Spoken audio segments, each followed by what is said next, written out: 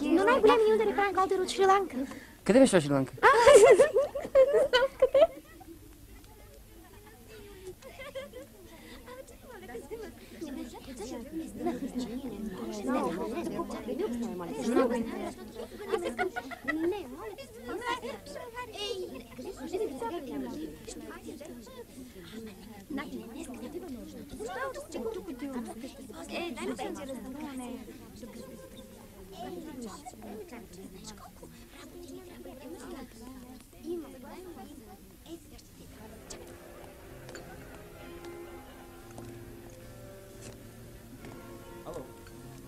Много интересна чаша.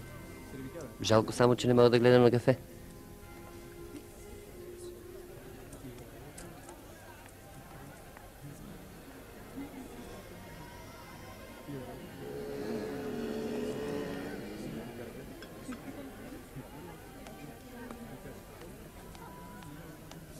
Става за рисуване, още не си я съблякал.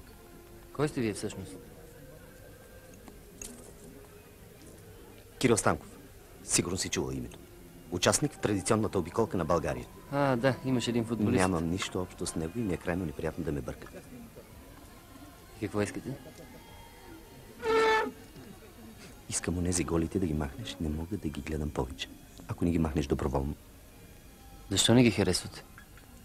Защото едната от тях е жена ми. Бившата, която изгоних от къщи. Какво ще пиете, Станков? Не пия, аз съм на режим.